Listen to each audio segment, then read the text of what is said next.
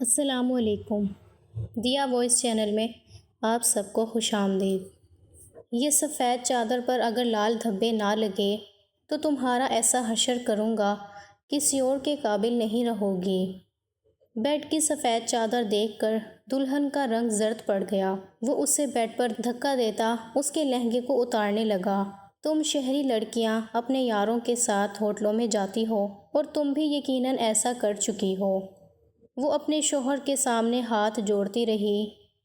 وہ سفید چادر پر لٹائے اس کی نرم بابا جان مجھے گاؤں نہیں جانا ہے، آپ چلے جائیں نا۔ زرتاشا نے اپنے بابا کو صاف انکار کیا تھا۔ نہ وہ گاؤں جانا چاہتی تھی اور نہ ہی اسے گاؤں میں کوئی دلچسپی تھی۔ بیٹا میں تمہیں یہاں تنہا چھوڑ کر نہیں جا سکتا، مجھے کچھ ضروری زمین کے معاملات کے سلسلے میں گاؤں جانا ہے، اسی لیے تمہیں میرے ساتھ چلنا ہوگا۔ اور پھر وہاں لالا رخ کی شادی بھی تو ہے، تم نے کبھی گاؤں کی شادی نہیں دیکھی، اچھے سے انجوائے کر لینا۔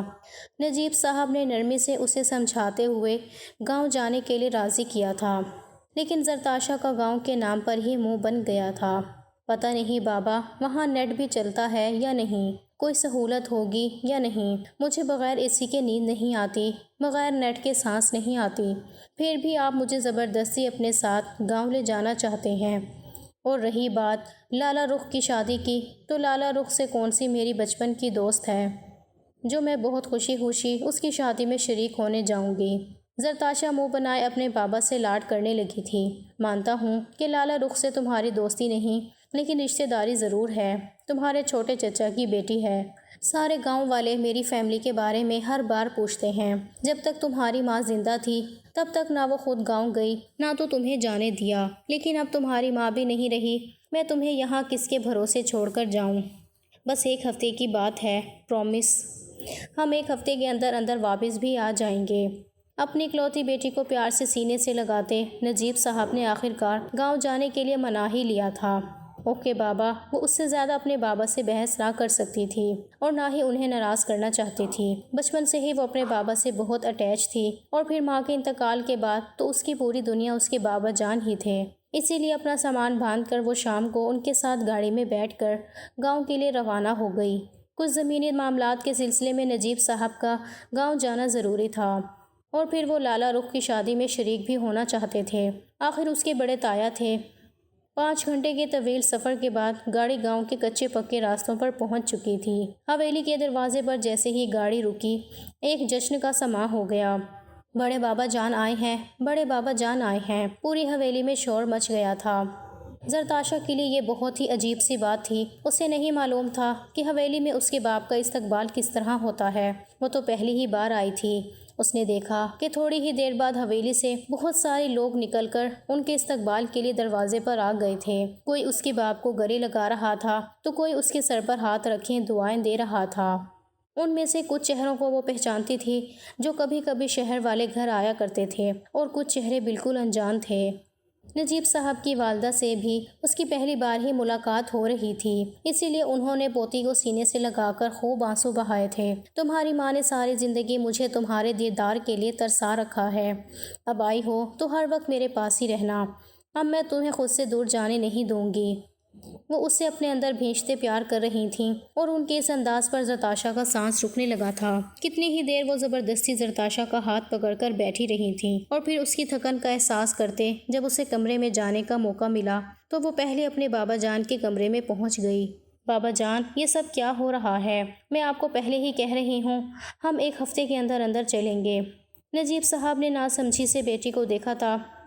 بھی جان کے بارے میں بات کر رہی ہو، یہاں رکھنے کی بات کہہ رہی ہیں، ناراضگی سے کہتی وہ ان کے پاس آ کر بیٹھ گئی تھی۔ ارے میری جان، محبت کرتی ہیں وہ تم سے بہت، تمہاری ماما کو گاؤں سے اور میرے خاندان سے بڑی نفرت تھی، اسی لیے وہ نہ کبھی گاؤں آئیں اور نہ تمہیں آنے دیا۔ بھی جان تمہارے لیے ترستی رہ گئیں، لیکن تمہاری ماں کی دشمنی میں کبھی وہ خود بھی شہر نہیں آئیں، اسی لیے اب اتنے عرصے بعد پہلی بار تم سے مل رہی ہیں نا، اسی لیے اتنی محبت جتا رہی ہیں۔ تم پریشان نہ ہو، ہم جلدی چلیں گے، میں کل صبح سے ہی زمینوں کے کام پر چلا جاؤں گا۔ نجیب صاحب نے اسے تسلی دی تھی اور وہ آرام کرنے کی غرض سے کمرے میں آ گئی تھی، لیکن تھوڑی ہی دیر بعد لالا رخ اس کے کمرے میں پہنچ گئی تھی۔ چلو نا، ساری لڑکیاں انجوائے کر رہی ہیں، ڈھول بجا بجا کر ہم گانے گا رہے ہیں اور تم یہاں سونے کی تیاری کر رہی ہو۔ لالا رخ اس سے ایسی فری ہو رہی تھی جیسے وہ سالوں سے ایک دوسرے کو جانتے ہوں۔ میں بہت تھک گئی ہوں، کچھ دیر آرام کرنا چاہتی ہوں۔ زرتاشا کو نہ یہ ماحول پسند آ رہا تھا اور نہ ہی اس کا یہاں انجوائے کرنے کا کوئی موڈ تھا، مگر لالا رخ زبردستی اس کا ہاتھ پکڑ کر اسے باہر لے گئی تھی، جہاں برآمدے میں کافی ساری عورتیں موجود تھیں۔ لڑکیاں ڈانس بھی کر رہی تھیں اور گانے بھی گا رہی تھیں۔ وہ چپ چاپ ایک کونے میں بیٹھ گئی۔ تھوڑی دیر گزری تو اس نے خاموشی سے وہاں سے کھسکنا مناسب سمجھا، اسی لیے دبے پاؤں وہاں سے اٹھی اور دوسری راہداری میں داخل ہو گئی جہاں سے وہ اپنے کمرے میں پہنچ جاتی۔ لیکن راہداری میں داخل ہوتے ہی وہ اچانک کسی وجود سے ٹکرائی تھی۔ نظر اٹھا کر دیکھا تو لمبا چوڑا وجود اس کے سامنے کھڑا تھا۔ سیاہ قمیض شلوار پر آف وائٹ شال پہنے وہ اپنی گہری نگاہوں سے اسے ہی دیکھ رہا تھا، جو گاؤں کے ماحول میں پوری طرح مس فٹ تھی، کیونکہ اس نے بلو جینس پر وائٹ ٹی شرٹ پہن رکھی تھی، اونچی پونی اور آنکھوں میں بلو لینس۔ تو آپ ہیں نجیب تایا کی بیٹی؟ روب دار آواز میں کہتے وہ زرتاشا کو چونکا گیا تھا، کیونکہ زرتاشا کو ایسا محسوس ہوا جیسے اس کے لہجے میں طنز ہو۔ جی میں ہی ہوں، آپ کے نجیب تایا کی بیٹی۔ کوئی اعتراض ہے آپ کو؟ وہ شہری لڑکی تھی، نہ کسی سے ڈرنے والی نہ دبنے والی، اسی لیے آنکھوں میں آنکھیں ڈال کر اس نے سامنے کھڑے شخص کو جواب دیا تھا، اس بات سے بے خبر کہ وہ اس وقت حویلی کا سردار تھا اور ساتھ اس گاؤں کا بھی۔ نہیں، مجھے کوئی اعتراض نہیں، لیکن جب تک اب اس حویلی میں ہیں کم سے کم ہماری روایات کا خیال رکھیں۔ یہ لباس، یہ حلیہ، یہ ہمارے خاندان کی روایت کے خلاف ہے۔ لالا رخ، سامنے کھڑے شخص نے زور سے آواز دے کر لالا رخ کو بلایا تھا۔ چاروں طرف ایک دم سناٹا چھایا تھا۔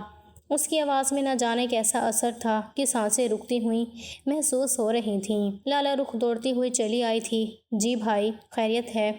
اس لڑکی کو اپنے ساتھ لے جاؤ اور اپنا کوئی لباس دے دو۔ جب تک یہ یہاں ہے اسے ہماری روایت کے مطابق چلانا تمہاری ذمہ داری ہے۔ سختی سے اپنی بہن کو ہدایت کرتے وہ آگے بڑھا تو زرتاشا کے تن بدن میں آگ لگ گئی۔ ایکسکیوز می، آپ ہوتے کون ہیں میرے کپڑوں اور مجھ پر کمنٹس کرنے والے اور یہ ڈیسائیڈ کرنے والے کہ میں کیا پہنوں گی اور کیا نہیں؟ آج تک میرے بابا نے بھی کبھی مجھے نہیں روکا، تو آپ کون ہوتے ہیں؟ زرتاشا کا چہرہ غصے سے سرخ پڑا تھا۔ اسے اپنی بے عزتی محسوس ہوئی تھی، اسی لیے وہ چیخ اٹھی۔ جاتے جاتے زرتاشا کے جملوں پر وہ تیزی سے پلٹا تھا۔ میں زرغام شاہ، اس حویلی کا سردار۔ یہاں جو کچھ بھی ہوتا ہے میرے حکم سے ہوتا ہے، اور یہ میرا حکم ہے کہ جب تک تم یہاں ہو ہماری روایات کی پاسداری کرو گی۔ زرتاشا کی آنکھوں میں آنکھیں ڈال کر اسے حکم سناتے وہ اس کی ریڑھ کی ہڈی تک سنسنا گیا تھا۔ لے کر جاؤ لالا رخ اسے میری نظروں کے سامنے سے، سرد لہجے میں کہتے زرغام شاہ نے اپنے راستے پر قدم بڑھائے تھے اور لالا رخ زرتاشا کا ہاتھ پکڑ کر کھینچتے ہوئے اپنے کمرے میں لے گئی تھی۔ کیا کر رہی ہو زرتاشا؟ زرغام بھائی اس حویلی کے سردار ہیں، ان کے آگے کوئی نظر نہیں اٹھاتا اور تم اتنی اونچی آواز میں ان سے بحث کر رہی تھی۔ اسے پیار سے سمجھاتے لالا رخ نے اپنا ایک لباس نکال کر اس کی طرف بڑھایا تھا۔ یہ پہن لو۔ زرتاشا نے غصے میں اس لباس کو دیکھا اور زمین پر پھینک دیا۔ میری طرف سے بھاڑ میں جائیں تمہارے زرغام بھائی، ہوگا وہ اس حویلی کا سردار، میرا کچھ نہیں لگتا۔ نفرت سے کہتی زرتاشا پاؤں پٹکتی اپنے کمرے میں چلی گئی تھی اور لالا رخ اسے دیکھ کر رہ گئی تھی۔ بستر پر لیٹتے زرتاشا کی آنکھوں میں نمی اتری تھی۔ اسے اپنی بے انتہا بے عزتی محسوس ہوئی تھی۔ صبح ہی میں بابا جان سے بات کروں گی، مجھے کل ہی واپس جانا ہے، اب میں مزید یہاں نہیں رک سکتی۔ عجیب پاگلوں کی حویلی ہے۔ وہ ساری رات کروٹیں بدلتی رہی تھی۔ صبح کے وقت اس کی آنکھ لگی اور پھر وقت کا پتہ ہی نہ چلا۔ دن کے 12 بجے عجیب شور و غل کی آواز پر اس کی آنکھ کھلی تھی۔ وہ بستر سے اٹھ کر بیٹھی اور اپنے سلکی بالوں کو سمیٹ کر جوڑا بنا لیا۔ کیا مصیبت ہے؟ ایسا لگ رہا ہے جیسے قیامت ٹوٹ پڑی ہو۔ کس بات کا شور ہو رہا ہے؟ یہ اسے سمجھ ہی نہیں آ رہا تھا کہ ہوا کیا ہے۔ اتنے میں ایک ملازمہ اس کے کمرے میں دوڑی چلی آئی تھی۔ بی بی جی، غضب ہو گیا ہے، بڑے صاحب کو دشمنوں نے گولیوں سے بھون دیا ہے۔ روتے روتے ملازمہ نے اسے جو خبر سنائی تھی وہ اس کے سر سے گزر گئی تھی۔ کون بڑے صاحب، کون سے دشمن؟ اس نے بے انتہا ناگواری سے پوچھا تھا۔ یہاں کے لوگوں سے اس کا بھلا کیا لینا دینا تھا، اسی لیے اسے کوئی تکلیف بھی محسوس نہیں ہوئی تھی، لیکن ملازمہ کی اگلی ہی بات نے اس کے ہوش اڑا دیے تھے۔ آپ کے بابا جان نجیب صاحب وہ زمینوں کے سلسلے میں نکلے تھے کہ دشمنوں نے حملہ کر دیا۔ یہ کہتے ہوئے ملازمہ بری طرح رونے لگی تھی اور زرتاشا پھٹی پھٹی نگاہوں سے اسے دیکھ رہی تھی۔ پاگل تو نہیں ہو گئی ہو؟ کیا کہہ رہی ہو؟ کہاں ہے میرے بابا جان؟ وہ اسی حلیہ میں دوڑتی ہوئی کمرے سے باہر نکلی تھی اور نیچے بڑے سے برآمدے میں پہنچ گئی تھی۔ جہاں اس کے باپ کے خون آلود وجود کے اوپر سفید چادر ڈالی گئی تھی۔ بابا جان اٹھے، بابا جان، وہ انہیں پکڑ کر جھنجھوڑ رہی تھی، لیکن نجیب صاحب اس دنیا سے جا چکے تھے۔ بی جان نے اسے اپنے باہوں میں سمیٹ لیا تھا۔ صبر کرو میری بچی، نصیب میں یہی لکھا تھا۔ اتنے سالوں بعد تمہارا باپ گاؤں آیا تھا، کیا خبر تھی کہ یہاں اس کی موت لکھی تھی؟ لیکن زرتاشا کو ہوش ہی کہاں تھا۔ وہ دیوانوں کی طرح چیختی چلاتی، کبھی نجیب صاحب کو جھنجھوڑتی تو کبھی اپنے بال نوچتی۔ زرخام شاہ جو دوسرے گاؤں گیا ہوا تھا، اس خبر پر حویلی کے اندر داخل ہوا اور نجیب صاحب کی میت دیکھ کر سانس بھر کر رہ گیا۔ تدفین کا انتظام کرو، تدفین ہو جائے تو پھر دشمنوں سے بھی نمٹ لیں گے۔ اس نے حکم صادر کیا تھا اور ایک نظر روتی ہوئی زرتاشا پر ڈالی تھی، جو اب بھی اسی رات والے لباس میں موجود تھی جسے اس نے بدلنے کا حکم دیا تھا۔ اس کی آنکھوں میں خود بخود زرتاشا کے لیے نفرت بھرے تاثرات ابھرے تھے، لیکن وہ سر جھٹک کر تدفین کے سلسلے میں مصروف ہو گیا تھا۔ باپ کی میت کیا اٹھی، زرتاشا تو اپنے ہوش و حواس سے کھو بیٹھی۔ وہ بار بار بے ہوش ہو رہی تھی، نہ دن کا ہوش تھا نہ رات کی خبر۔ لالا رخ نے بڑی مشکل سے اسے سنبھالا تھا۔ لالا رخ، بابا نے وعدہ کیا تھا کہ ایک ہفتے کے اندر اندر ہم واپس شہر جائیں گے۔ وہ مجھے چھوڑ کر کیسے جا سکتے ہیں؟ وہ بس ایک ہی بات پر بضد تھی کہ اب اسے واپس شہر جانا ہے، لیکن بی جان نے اسے واپس جانے نہیں دیا تھا۔ کون ہے وہاں تمہارا؟ نہ تمہاری ماں رہی نہ کوئی رشتے دار۔ ہم تو بہت چاہتے تھے کہ نجیب کی شادی خاندان میں ہی ہو، لیکن اس نے شہر جا کر اپنی پسند سے تمہاری ماں سے شادی کر لی۔ اب تم ہمارا خون ہو اور تم یہی ہماری آنکھوں کے سامنے رہو گی۔ بی جان نے اسے زبردستی اپنے پاس سے روک لیا تھا۔ لالا رخ کی شادی سادگی سے انجام پائی تھی اور اس کے بعد ہر طرف سناٹا ٹھہر گیا تھا۔ نجیب صاحب کی موت پر ہر کوئی افسردہ تھا۔ مہینے بعد جا کر کہیں زرتاشا تھوڑا سا سنبھل پائی تھی کہ بی جان کے حکم نے اس کے ہوش اڑائے تھے۔ ہم نے تمہاری شادی طے کر دی ہے۔ ہم چاہتے ہیں کہ تم ساری زندگی ہمارے سامنے اس حویلی میں ہی رہو، اسی لیے ہم تمہیں اپنے زرغام کی دلہن بنا رہے ہیں۔ بی جان کے فیصلے پر وہ ایک دم ہی بھڑک اٹھی تھی۔ آپ کون ہوتی ہیں میری زندگی کا فیصلہ کرنے والی؟ میں یہاں ایک پل بھی نہیں رکوں گی، مجھے ابھی اور اسی وقت شہر واپس جانا ہے۔ وہ تیزی سے اپنے کمرے میں گئی اور سامان سمیٹنے لگی، لیکن اتنے میں زرغام شاہ اس کے سر پر پہنچ گیا۔ نجیب تایا کا لحاظ تھا، اسی لیے تمہاری بدتمیزیوں کو برداشت کر لیا، لیکن اب تایا جان نہیں رہے اور تم اس خاندان کی عزت ہو، اسی لیے تمہیں یوں بے لگام شہر میں نہیں چھوڑا جا سکتا۔ اچھی طرح معلوم ہے مجھے کہ تم جیسی لڑکیاں شہری زندگی میں کیا کرتی ہیں۔ مجھے بھی تم سے شادی کرنے کا کوئی شوق نہیں ہے، لیکن یہ بی جان کا حکم ہے اور ان کا حکم سر آنکھوں پر۔ اگر اس حویلی سے قدم باہر نکالنے کی کوشش بھی کی تو میں خود تمہارا وہ حشر کروں گا کہ یاد رکھو گی۔ اس کی آنکھوں میں آنکھیں ڈالتے زرغام شاہ نے اسے پوری طرح دھمکایا تھا اور کمرے کا دروازہ لاک کرتے باہر چلا گیا۔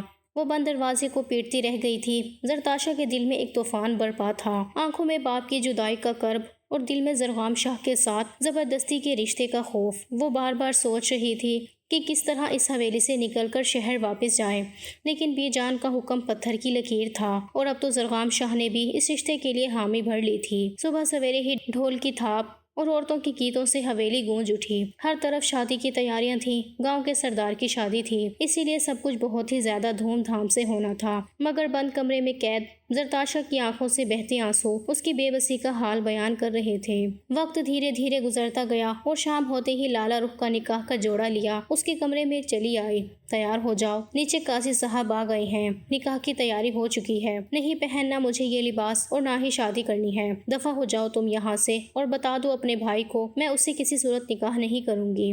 اس سے پہلے کہ لالا رخ اسے کچھ سمجھاتی، کمرے کے باہر سے گزرتے زرغام کے کانوں میں اس کے لفظوں نے زہر انڈیلا تھا۔ وہ دروازے کو دھکیلتے اندر داخل ہوا اور لالا رخ کو باہر جانے کا اشارہ کیا۔ تمہیں کوئی بات سیدھی طرح سمجھ نہیں آتی ہے، اس حویلی میں میرے اور بی جان کے حکم کے آگے کسی کی نہیں چلتی۔ خاموشی سے تیار ہو جاؤ ورنہ ایسے ہی کھینچ کر نیچے لے جاؤں گا۔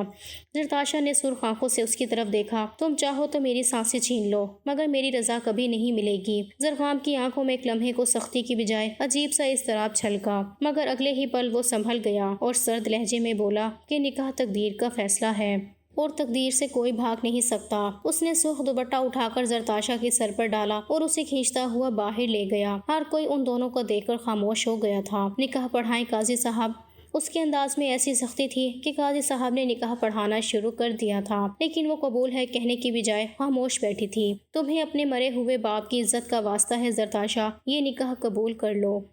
بی جان نے اسے ایموشنل بلیک میل کیا تھا اور کچھ دیر آنسو بہانے کے بعد اس نے قبول ہے کہہ کر خود کو زرغام شاہ کے نام کر دیا تھا۔ شاید اس کے سوا اور کوئی راستہ بھی نہیں تھا۔ نکاح مکمل ہوتے ہی جیسے پورے گاؤں میں خوشی کی لہر دوڑ گئی، ڈھول اور گانوں کی آوازیں گونجنے لگیں، لیکن زرغام شاہ کے کمرے میں بیٹھی زرتاشا کا دل بالکل مردہ سا تھا۔ وہ سخت دوپٹے میں لپٹی آئینے کے سامنے بیٹھی اپنی بے بسی کو دیکھ رہی تھی، چہرے پر سونے جیسا زیور اور آنکھوں میں آنسو۔ ایک طرف لالا رخ اور دیگر لڑکیاں اسے تیار کرنے میں مصروف تھیں تو دوسری طرف اس کا دل کسی پنجرے میں قید پرندے کی طرح تڑپ رہا تھا۔ اسے زرغام شاہ کے ساتھ سہاگ رات کے لیے تیار کیا جا رہا تھا۔ وہ بس کسی زندہ لاش کی طرح خاموش بیٹھی رہی اور لالا رخ اسے سجا کر ڈھیر ساری دعائیں دیتی کمرے سے نکل گئیں۔ کمرے میں خاموشی کا راج تھا، بس دل کی دھڑکنیں زور سے سنائی دے رہی تھیں۔ اسی لمحے دروازہ کھلا اور زرغام شاہ اندر داخل ہوا۔ اس کی آنکھوں میں وہی رعب اور لہجے میں سختی تھی۔ اس نے آہستہ آہستہ قدم بڑھائے اور زرتاشا کے سامنے کھڑا ہو گیا۔ لمحہ بھر کو اس کی آنکھوں میں کچھ ایسا تھا جو زرتاشا نے پہلے کبھی نہ دیکھا تھا۔ زرغام نے سفید بستر کی طرف دیکھا اور پھر سرد لہجے میں بولا، یہ رات تمہاری آزمائش ہے زرتاشا۔ تم شہری لڑکیوں کے بارے میں بہت کچھ جانتا ہوں۔ اگر آج یہ سفید چادر تمہاری پاکیزگی کی گواہی نہ دے سکی تو یاد رکھنا میں تمہارا ایسا حشر کروں گا کہ تم کسی اور کے قابل نہیں رہو گی۔ زرتاشا کا رنگ پیلا پڑ گیا۔ سامنے کھڑا لمبا چوڑا شخص اس کی حواسوں کو معطل کر رہا تھا۔ زرغام آگے بڑھا اور اسے بستر پر دھکیل دیا۔ آج یہ چادر تمہاری پاکیزگی کی گواہی دے گی اور اگر تم پاکیزہ ثابت نہ ہوئی تو میں خود اپنے ہاتھوں سے تمہاری جان لوں گا۔ وہ لمحے بھر میں زرتاشا پر حاوی ہوا تو زرتاشا نے کانپتے ہاتھ جوڑے، خدا کے واسطے میرے ساتھ ایسا ظلم نہ کرو۔ میں اتنی جلدی اس رشتے کو قبول نہیں کر سکتی۔ میں پاکیزہ ہوں، بالکل پاک دامن، لیکن فی الحال اس رشتے کے لیے راضی نہیں ہوں۔ تم نکاح قبول کر چکی ہو، مزید کسی رضامندی کی مجھے ضرورت نہیں۔ زرغام کے لبوں پر مسکراہٹ ابھر آئی۔ وہ اسے دھکیلتے ہوئے بیڈ کی سفید چادر پر گرا گیا۔ اس کی سانسوں کو اپنی مٹھیوں میں دبوچتے وہ اس کی جان نکالنے کو تیار تھا۔ پلیز زرغام شاہ، بخش دو مجھے، وہ روتے ہوئے منمنائی تھی۔ زرتاشا کی آنکھوں سے بہتے آنسو تکیے کو بھگو چکے تھے۔ لمحہ بھر کے لیے زرغام کے قدم تھم گئے۔ اس نے گہری سانس لی اور آہستہ سے پیچھے ہٹ گیا۔ ٹھیک ہے، میں تمہیں وقت دینے کو تیار ہوں، لیکن ایک شرط ہے۔ تمہیں اس حویلی کی روایتوں کے مطابق رہنا ہوگا، یہاں کی عزت کا خیال رکھنا ہوگا۔ یہ کہہ کر اس نے سفید چادر کو ایک نظر دیکھا اور دروازے کی طرف بڑھ گیا۔ زرتاشا نے حیرت اور شکر کے ملے جلے جذبات کے ساتھ اسے جاتے دیکھا۔ دل میں خوف ابھی بھی تھا، مگر ساتھ ہی ایک امید کی کرن بھی جاگ اٹھی کہ شاید زرغام کا دل پوری طرح پتھر نہیں ہے۔ زرغام نے کمرے سے نکلتے ہوئے دروازہ زور سے بند کیا اور تیز قدموں سے حویلی کے پچھلے حصے کی طرف چلا گیا جہاں اس کا ڈیرا تھا۔ وہ رات اس نے کمرے میں نہیں بلکہ اپنے ڈیرے پر گزاری، مگر نیند اس کی آنکھوں سے کوسوں دور تھی۔ اس کے ذہن میں بار بار زرتاشا کی آواز گونجتی رہی، مجھے بخش دو زرغام۔ وہ اپنی آنکھوں میں آنے والی نمی کو ہتھیلی کی پشت سے رگڑ کر آنکھیں بند کر کے لیٹا رہا۔ نہ وہ ظالم تھا اور نہ ہی زرتاشا کے ساتھ ظلم کرنا چاہتا تھا، لیکن شہری لڑکیوں سے اسے جتنی نفرت تھی وہ ناقابل بیان تھی۔ وہ سبھی شہری لڑکیوں کو ایک ہی ترازو میں تول رہا تھا اور زرتاشا بھی اسی ترازو کا حصہ بنی تھی۔ آنکھیں بند کرتے ہی اس کے آگے مومنہ کا چہرہ آیا تھا، وہ مومنہ جو کبھی اس کی زندگی تھی، جس کے ساتھ وہ نہ صرف ہنستا بولتا تھا بلکہ ایک نرم مزاج انسان تھا جس نے صرف محبت کرنی ہی تو سیکھی تھی، لیکن اس مومنہ کی وجہ سے اس نے اس کی زندگی کی ہر خوشی چھین گئی تھی۔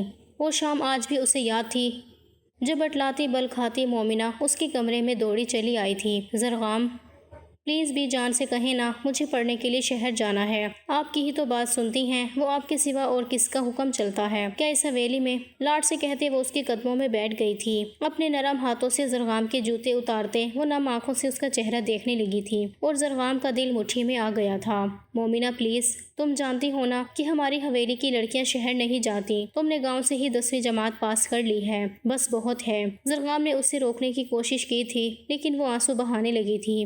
آپ بھی تو گئے تھے شہر، آپ نے بھی تو شہر میں تعلیم حاصل کی ہے، پھر میں کیوں نہیں جا سکتی؟ کیا آپ میری اتنی چھوٹی سی فرمائش بھی پوری نہیں کر سکتے؟ وہ کچھ اس ادا سے بولی تھی کہ زرغام انکار نہیں کر سکا تھا۔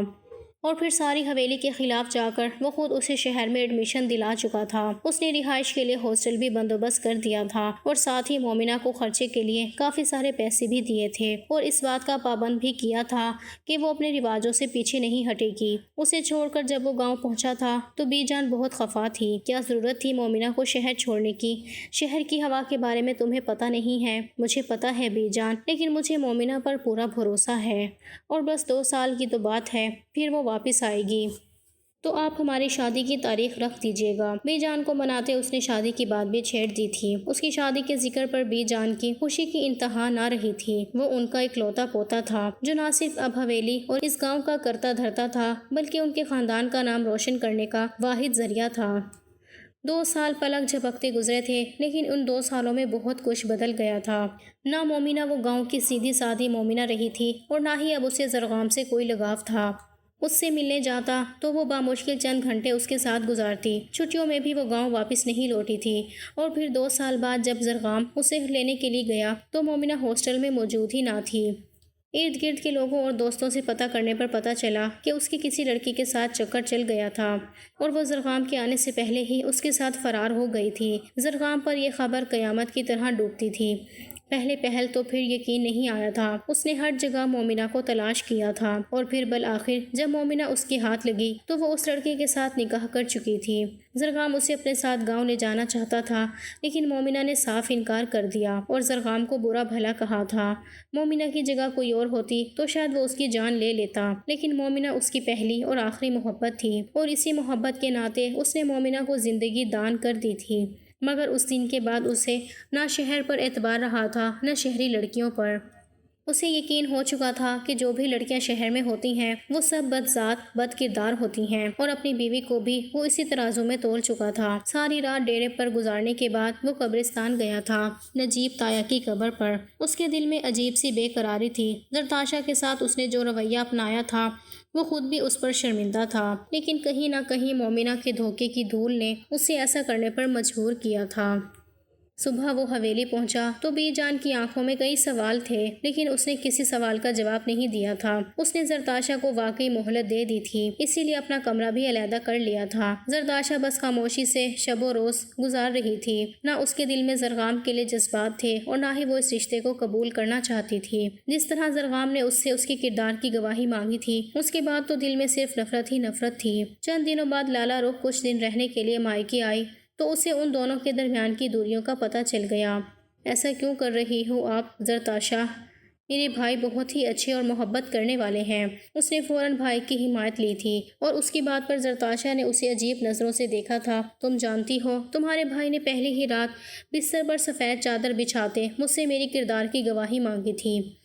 اگر اتنے ہی بے یقین تھے وہ تو مجھ سے نکاح کیوں کیا، کیوں مجھے اپنا نام دیا اور اس کے بعد مجھ سے میری ہی پاک دامنی کی گواہی چاہتے ہیں۔ زرتاشا کا ضبط ٹوٹا تو وہ لالا رخ کے آگے پھٹ پڑی، اس کا ہاتھ تھام لیا اور اسے مومنہ والی حقیقت بتا دی۔ زرغام کا ماضی کس قدر اذیت ناک گزرا تھا، ایک ایک بات لالا رخ نے زرتاشا کو کہہ سنائی تھی، جسے سن کر وہ بالکل خاموش ہو گئی تھی۔ اگر آپ چاہیں تو پیار سے میری بھائی کو زندگی کو دوبارہ نارمل کر سکتی ہیں۔ وہ ہنسنے بولنے والے پڑھے لکھے انسان تھے جنہیں مومنہ کے دھوکے نے کہیں کا نہیں چھوڑا۔ اب ذرا سی توجہ اور محبت بھائی کو دوبارہ سے وہی نرم مزاج انسان بنا سکتی ہے جسے ہم کھو چکے ہیں۔ لالا رخ نے اپنے طور پر اسے سمجھایا تھا اور اس نے اسے فیصلہ کرنے کے لیے چھوڑ دیا تھا۔ زرتاشا کے بعد زرغام کے سوا کوئی رشتہ باقی نہیں تھا، اسی لیے وہ واقعی زرغام کو سمجھنا چاہتی تھی۔ کچھ دن مستقل زرغام پر نظر رکھنے کے بعد لالا رخ کی ہر بات سچ دکھائی دی تھی۔ وہ گاؤں کی عورتوں کے لیے تعلیم کا انتظام کر رہا تھا، اپنے رشتوں کا حد سے زیادہ خیال رکھتا تھا۔ اس نے گاؤں میں عورتوں کی سہولیات کے لیے بہت سے کام کیے تھے۔ اگر وہ اتنا ہی عورتوں سے متفنر ہوتا تو شاید یہ سب نہ کرتا، اور اسی بات نے زرتاشا کے دل کو نرم کیا تھا۔ 6 مہینے گزرے تھے کہ زرتاشا کی سوچ بدل گئی تھی۔ اس کے دل میں زرغام کے لیے محبت کے جذبات پیدا ہونے لگے تھے اور سب سے بڑی بات تو یہ تھی کہ گزرے 6 مہینوں میں زرغام نے نہ اس کے کمرے میں قدم رکھا تھا اور نہ اس کے ساتھ کوئی زور زبردستی کی تھی۔ 6 مہینے بعد ایک رات وہ خود ہی سفید چادر اٹھائے زرغام کے کمرے میں پہنچ گئی تھی۔ زرغام نے اسے دیکھا تو چونک اٹھا۔ کچھ چاہیے تمہیں؟ زرغام نے سوالیہ نظروں سے اسے دیکھا تھا۔ بنا کچھ کہے زرتاشا نے سفید چادر بستر پر بچھائی تھی۔ میں اس رشتے کو قبول کر چکی ہوں، اسی لیے آج کی رات میں خود آپ کو اپنی پاک دامنی کی گواہی دینے آئی ہوں۔ میں با کردار ہوں، ایک پاکیزہ عورت ہوں اور آج میں یہ ثابت کرنے کو تیار ہوں۔ یہ کہتے اس کے چہرے پر حیا کے رنگ بکھرے تھے اور زرغام کے وجود میں کرنٹ سا دوڑا تھا۔ ایک نظر اس نے غور سے اپنے سامنے کھڑی اس لڑکی پر ڈالی تھی جو بہت بڑے صدمے سے گزر کر آج خود اس کے کمرے تک پہنچی تھی۔ سفید چادر پر زرغام نے جھٹکے سے کھینچ کر سفید چادر کو گولا بناتے دور پھینکا تھا۔ اس کی اس حرکت پر زرتاشا ایک دم ہی خوفزدہ ہوئی تھی۔ اس نے گھبرا کر زرغام کو دیکھا تھا۔ آئی ایم ریئلی سوری، میں ایک پڑھا لکھا انسان ہوتے ہوئے بھی نہ جانے کیسی اتنی گھٹیا بات کر گیا۔ میں جانتا ہوں کہ یہ چند سرخ دھبے کسی کے کردار کی گواہی نہیں دے سکتے، لیکن شاید میرے اندر کی تکلیف نے مجھے اتنا بے رحم بنا دیا تھا کہ میں تمہیں اتنی بڑی آزمائش میں مبتلا کرنے چلا تھا۔ اس رات سے لے کر آج تک میں شرمندہ ہوں، سب سے نظر ملانے کی ہمت نہ کر سکا، اس لیے کبھی تمہارے کمرے میں بھی قدم نہیں رکھا۔ لیکن آج تمہیں بتانا چاہتا ہوں کہ نہ میں بے رحم ہوں اور نہ ہی شکی مزاج، بس قسمت اور حالات نے مجھے ایسا بنا دیا تھا۔ میں جانتا ہوں کہ ہر لڑکی ایک جیسی نہیں ہوتی، مجھے یقین ہے کہ تم با کردار ہو۔ پچھلے 6 مہینے میں نے خود تمہارے کردار کو جانچا ہے، بس تم سے معافی مانگنے کی ہمت نہیں کر پایا۔ ہو سکے تو مجھے معاف کر دو۔ آنکھوں میں آنسو لیے لمبے چوڑے زرغام نے خود اس کے آگے اپنی معافی رکھی تھی۔ زرتاشا حیران رہ گئی تھی۔ وہ جو سارے گاؤں کا سردار تھا، اس حویلی کا سربراہ، وہ اس کے آگے جھک گیا تھا۔ آگے بڑھتے زرتاشا نے خود کو اس کے سینے میں سما دیا تھا۔ اس کی قربت پاتے ہی زرغام پگھلنے لگا تھا۔ اسے اپنی باہوں میں سمیٹ کر وہ ماضی کی تکلیفوں کو آنسوؤں کی صورت میں بہانے لگا۔ کچھ ہی دیر بعد دونوں ہی اپنا غم ہلکا کر چکے تھے۔ دھیرے دھیرے رات بیت رہی تھی اور محبت کی برسات بڑھتی جا رہی تھی۔ وہ دو جسم ایک جان بن چکے تھے۔ کبھی کبھی ہمیں رشتوں کو سمجھنے کے لیے انہیں وقت دینے کی ضرورت ہوتی ہے۔ جلد بازی سے کیے گئے فیصلے انسان کو نقصان پہنچاتے ہیں، اور اس بات کا احساس زرتاشا اور زرغام دونوں کو ہی اچھی طرح ہو چکا تھا۔ دھیرے دھیرے دونوں نے نہ صرف ایک دوسرے کو قبول کیا تھا، بلکہ ان کا رشتہ سارے گاؤں کے لیے مثالی بن گیا تھا، کیونکہ وہ دونوں مل کر گاؤں کی عورتوں کے لیے کام کر رہے تھے، اور یہی ان کی محبت کی جیت تھی۔ نجیب صاحب کے قاتلوں کو پولیس گرفتار کر چکی تھی اور ان کا مقدمہ عدالت میں چل رہا تھا۔ نجیب صاحب جن زمینوں کے لیے گاؤں آئے تھے وہ زمینیں زرتاشا کے نام ہو چکی تھیں، اور ان زمینوں پر زرتاشا گاؤں کی عورتوں کے لیے سکول تعمیر کروا رہی تھی۔